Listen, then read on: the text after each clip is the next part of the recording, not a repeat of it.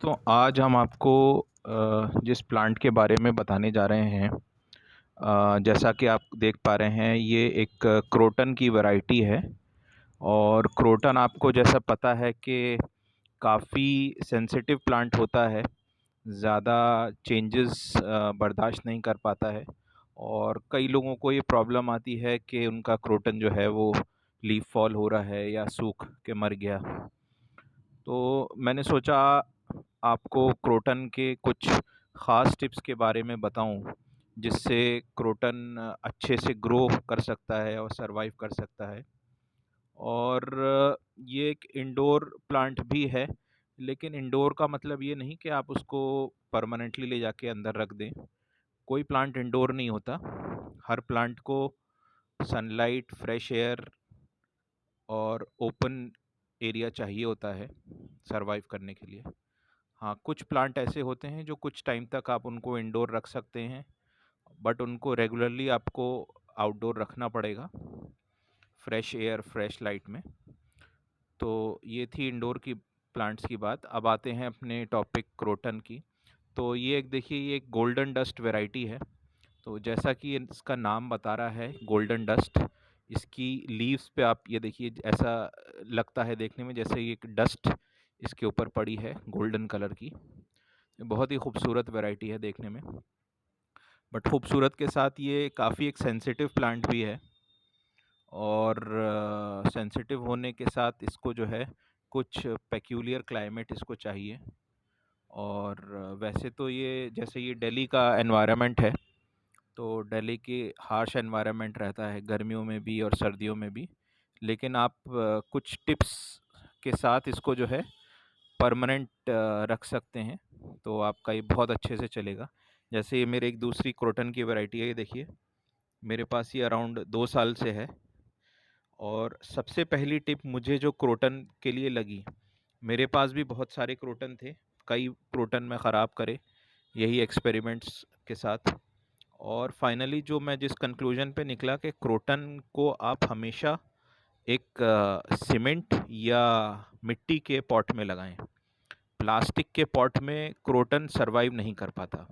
ये मेरी सबसे पहली ऑब्जर्वेशन है क्रोटन के बारे में। अगली बात पे चलें तो सॉइल के बारे में बात करें। तो सॉइल, जैसा कि मैं हर बार आपको बताता हूँ, सॉइल हमेशा हर प्लांट को वेल ड्रेन्ड ही चाहिए होता है। और इसी तरह से क्रोटन को भी वेल ड्रेन्ड सॉइल चाहिए। तो आप सॉइल के लिए आप इक्वल अमाउंट में garden soil, well drained garden soil, sand और वर्मी कंपोस्ट या काउडंग कंपोस्ट पाउडर फॉर्म में, वो आप मिक्स करके और सॉइल बनाएं तो वो हमेशा वेल ड्रेन्ड सॉइल बनेगा।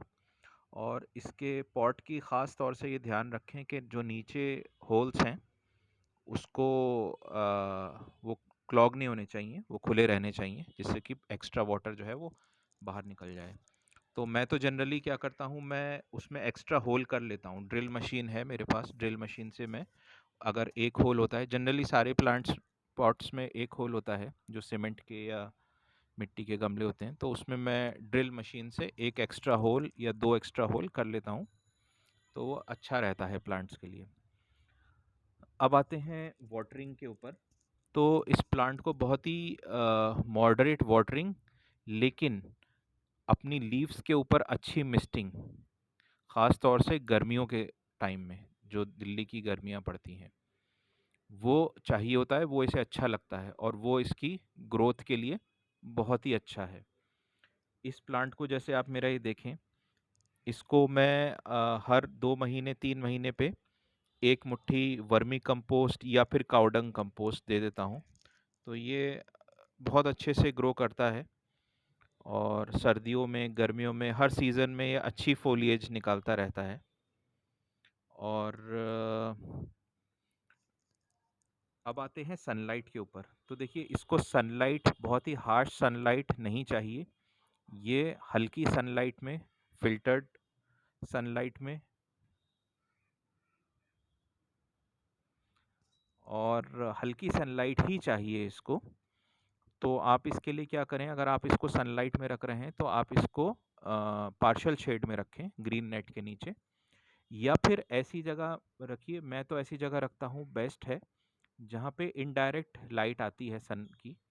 मतलब जैसे कि एक बरसाती के शेड के नीचे, जैसे आप ये देख सकते हैं मैंने एक ये बरसाती बनाई हुई है, तो इसके नीचे मैं रखता हूँ ताकि इस पे डायरेक्ट सनलाइट ना पड़े।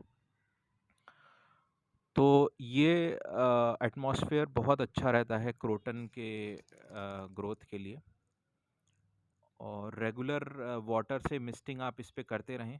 बीच बीच में अगर हो सके तो जो पानी मिस्टिंग का आप लें उसमें आप सीवीड फर्टिलाइज़र अगर डाल सकते हैं तो डाल लीजिए, वो अच्छी ग्रोथ दिखाएगा आपको। और